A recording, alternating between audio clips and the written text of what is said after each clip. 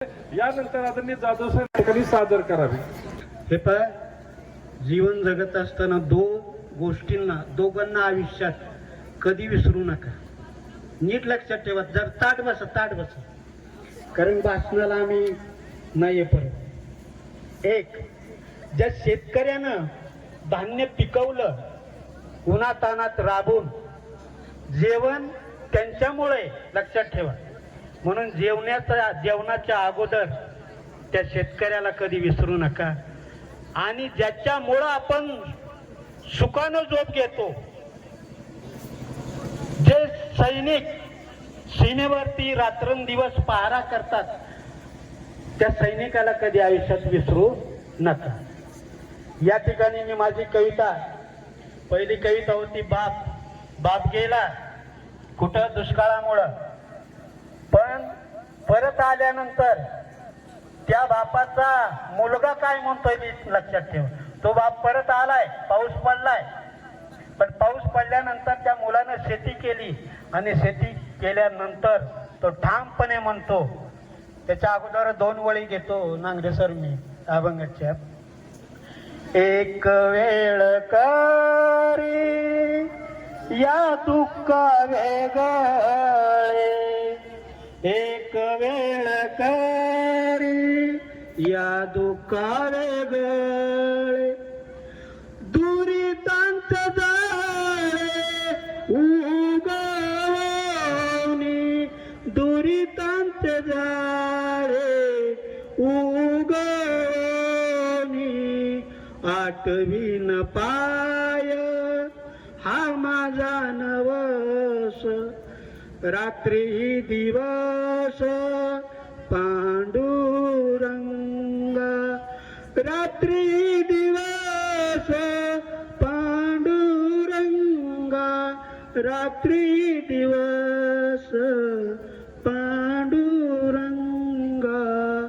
आठवीन पाय हा माझा नवस.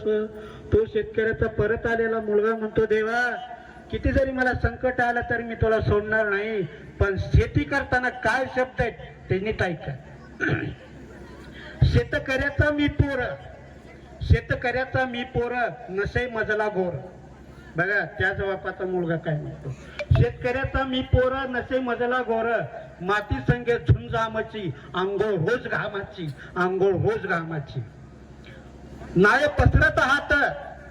पसरत हात शेतकरी आमची जात, मिरची भाकर न्यारीच फाटक तुटक अंगाच, शेतकऱ्याची मी पोर नसे मजला घोर.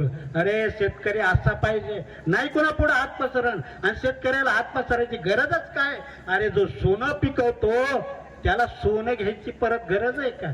पण शेतकऱ्याला शेतकऱ्याची किंमत कळत नाही. पुढं ऐका, तो मुलगा पुढं काय म्हणतो. नाही फोडाला आंबरडा, हे भाव कमी असो जास्त असतो, पाऊस पडो नाही तर दुष्काळ शेती झालो. नाही फोडाला आंबरडा, दैन्य आमच्या दारात, रोजच आमची वरात, तरी समाधान आमच्या घरात, तरी समाधान आमच्या घरात. किती बी काय असू द्या, शेतकऱ्यासारखं समाधानीच नाही. 1,00,000 रुपये त्याला पगार आहे, 1,00,000 रुपये मॅडमला पगार आहे, तरी ब्युटी पार्लरचं दुकान शोधायचं आणि दुसरं दुकान टाकायचं. अरे काय जगता काय तुम्ही. त्याच्यापेक्षा आमचा शेतकरी बरा का, कारण आहे त्याच समाधान मानणार आहे. अरे हेच शिकायचं आपल्याला आहे.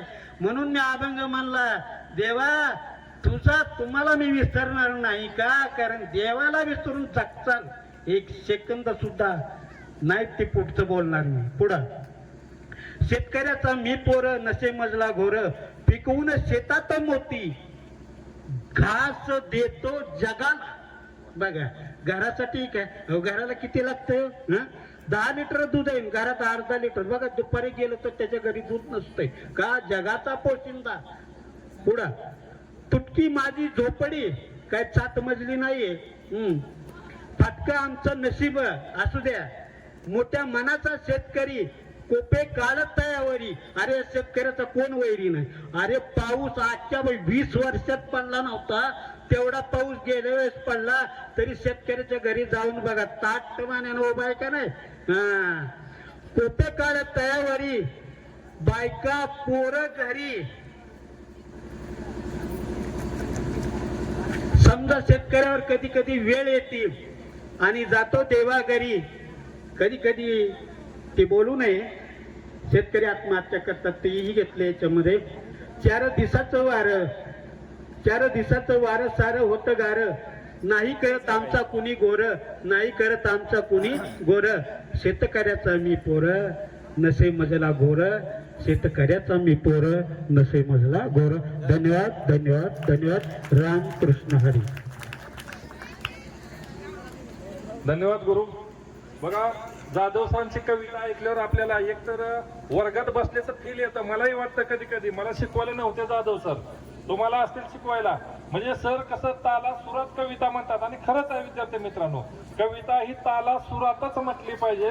कारण कसं असतं लक्षात घ्या, जेव्हा तुम्ही दूध खाताय, दुधावरती पुन्हा तूप पडलं, साखर पडलं, दुग्ध शर्करा योग ज्याला आपण म्हणतो, तसं कविता सादरीकरण करणं हे कवितेचं एक वैशिष्ट्य आहे. त्याच्यामुळं जाधव सरनी लक्षात घ्या, शेतकरी माझी जात आहे सांगितलेलं आहे. आम्ही वर्गामध्ये तेच सांगतोय, आपली जात एकच आहे, माणूस नावाची, माणूस की आपला धर्म आहे.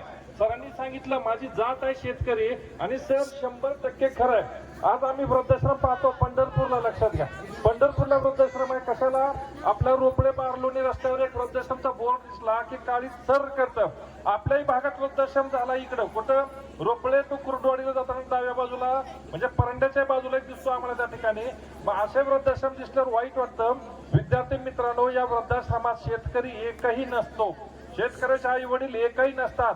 जे मग सर म्हटलं 1-1 लाख रुपये पगार घेणारे जे माणसं आहेत, त्यांचे आई वडील, परदेशात गेलेल्यांचे आई वडील तुम्हाला त्या वृद्धाश्रमामध्ये बघायला मिळतील त्या ठिकाणी. त्याच्यामुळं सरांच्या आदर्श शेतकरी आणि बाप याच्यासाठी, या कवितेसाठी एकदा जोरदार टाळ्या झाल्या पाहिजे. या कार्यक्रमाचा समारोप करताना लक्षात घ्या, समारोप तर कधी होऊच नाही, पण कुठेतरी थांबलं पाहिजे मित्रांनो, कारण वेळेचं बंधन असतं. तुमचा पुढचाही कार्यक्रम आहे या ठिकाणी. त्याच्यामुळं या शाळेचे आयोजकाचे, सर्व गुरुदेवांचे आमच्या या ठिकाणी आभार मानावे तितके कमी आहे. तसं जर पाहिजे तर मी आभार मानत नाही, कारण आयुष्यभर ऋणानुबंध राहिले पाहिजे. आभार मानणं म्हणजे काय संपलं असं माझं वैयक्तिक मत आहे. हे ऋणानुबंध राहिले पाहिजे, कुठंही भेटलो तरी वाटलं पाहिजे चला आपली शाळा आहे म्हणून. त्याच्यामुळं अतिशय चांगल्या दर्जेदार कविता झाल्या. फक्त जाता जाता सुरेश भटाच्या एकच काव्य पंक्ती म्हणतो, कारण मी माझ्या विद्यार्थ्यांना 12वीच्या निबंधामध्ये लिहायला लावत असतो. निबंध कुठलाही येऊ द्या, कुठलाही येऊ द्या, आपण ग्रामीण भागातले विद्यार्थी आहेत. शेवटी जाता जाता एवढेच मला म्हणावेसे वाटते, असं लिहायचं म्हटलं. आणि सुरेश भटाच्या ओळी लिहा म्हटलं त्या ठिकाणी, उशक काल होता होता काळ रात्र झाली, उशक काल होता होता काळ रात्र झाली, अरे पुन्हा आयुष्याच्या पेटवा मशाली. विद्यार्थी मित्रांनो, आपल्याला मशाल पेटवायची, कुठली? जागृतेची, जाणीव, अंधश्रद्धेपासून दूर यायचंय, क्रांतीची मशाल पेटवायची. या सुरेश भटाच्या ओळी म्हणजे आपल्याच ओळी आहेत, लक्षात घ्या. आणि निबंधामध्ये का लिहा म्हणतो मी, मध्ये लिहा, शेवटी लिहा, सुरुवातीला लिहा. पेपर तपासण्याला एक वेगळा दृष्टिकोन होतो थोडासा. म्हणजे हे कवी संमेलन कशासाठी उपयोगाचं आहे? एखादा निबंध आहे, एखादा तुम्हाला परिच्छेद लिहायचा आहे, त्याच्यामध्ये या कवितेतल्या 2 ओळी लिहा. कवीचं नाव नाही आठवलं तरी हरकत नाही. आपलं जशी रांगोळी असते पांढरी, पांढऱ्या रांगोळीमध्ये जसे रंग भरले जातात, वेगवेगळे रांगोळी सुबक दिसते, तसं आजचं आपलं कवी संमेलन झालेलं आहे.